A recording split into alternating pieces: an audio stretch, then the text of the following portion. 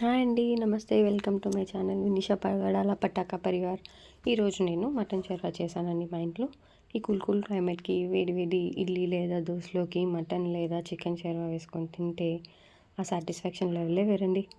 ఈ రెసిపీకి నేను ఏం చేశానంటే 3 మిడ్ సైజ్ టమాటోస్, 2 ఆనియన్స్, ఒక 2 పచ్చిమిరపకాయలు, కొంచెం అల్లం, ఒక 15 to 20 పీసెస్ ఆఫ్ తెల్లగడ్డ, 2 ఇలాచి, 4 లవంగాలు, ఒక బిర్యానీ ఆకు, 5 మిరియాలు, కొంచెం సోంపు, కొంచెం జీరా వేసుకొని ఆయిల్లో ఫ్రై చేసేసుకున్నానండి. ఇలా బాగా ఫ్రై అయిపోయాక కొంచెం చల్లారాక మనం మిక్సీ పట్టేసుకోవాలండి. మిక్సీ పట్టేసుకొని కొంచెం మెత్తగా గ్రైండ్ చేసేసుకోవాలి.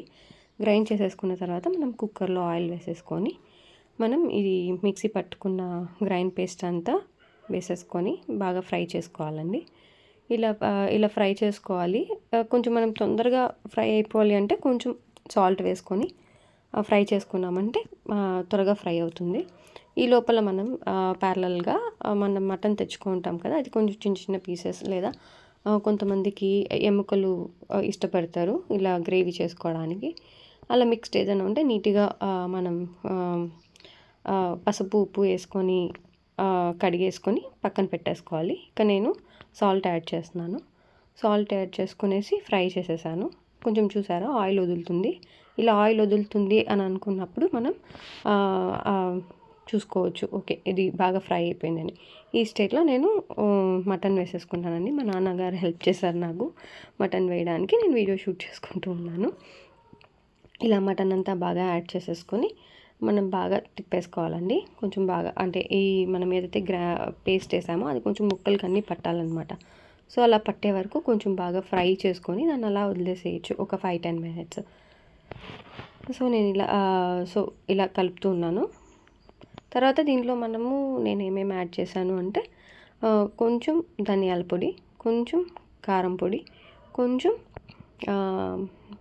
గరం మసాలా యాడ్ చేశానండి. కారం అయితే కొంచెం ఎక్కువ యాడ్ చేసేసుకోవచ్చు, ఎందుకంటే స్పైస్గా ఉంటే చాలామంది ఇష్టపడతారు ఇడ్లీలో. కానీ ఇది మనకి సంగట్లో కూడా బాగుంటుందండి. సో సంగట్లో కూడా ఈ షేర్వా చాలా బాగుంటుంది.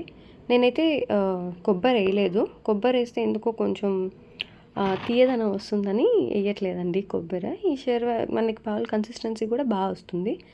ఇది కొంచెం పల్చగా ఉంటేనే బాగుంటుంది ఇడ్లీలోకి కానీ దోశలోకి కానీ వేసుకొని తినడానికి. థిక్ కన్సిస్టెన్సీలో బాగోదు. సో నేను ఇప్పుడైతే కారం వేస్తున్నానండి. అదే ఇలా వేసుకొని కలుపుకుంటూ మనం చేసుకోవాలి. సో ఇవన్నీ మనం వేసుకున్న పొడులు ఉన్నాయి కదా, కారం పొడి, ధనియాల పొడి, ఇవన్నీ వేసేసుకొని కొంచెం బాగా అది ఆయిల్ వదలాలి. ఆయిల్ వదిలే టైంకి మనం తర్వాత వాటర్ యాడ్ చేసుకోవాలి.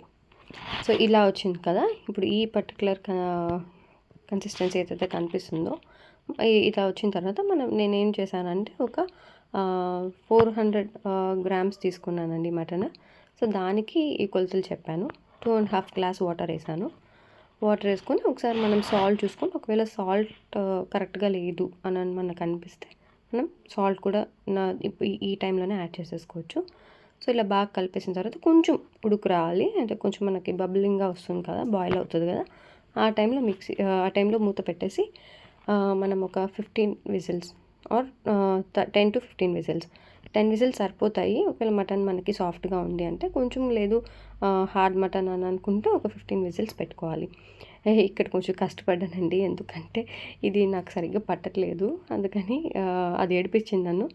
సరే అని చెప్పి మళ్ళీ ఫిక్స్ చేసేసి పెట్టేశాను. విజిల్కి ఒక 15 seconds కల్లా 15 seconds కాదు 15 విజిల్స్ కల్లా తీసేస్తే మనకి ఇలా వచ్చేసింది. ఆయిల్ ఎక్కువ అని కనిపిస్తుంది కానీ నేను అంత ఆయిల్ ఏం వేయలేదండి. అది దాంట్లో కొవ్వు ఎక్కువ ఉందేమో మటన్లో, సో ఆయిల్ కనిపిస్తుంది. సో ఇలా రెడీ అయిపోయింది నా మటన్ షేర్వా. అలా వేడి వేడి ఇడ్లీలోకి మటన్ షేర్వా వేసుకొని తిన్నారు మా నాన్నగారు. నన్ను చాలా అంటే చాలా మెచ్చుకున్నారు. మీరు మీ ఇష్టమైన వాళ్ళకి చేసి పెట్టి ఎంజాయ్ చేయండి.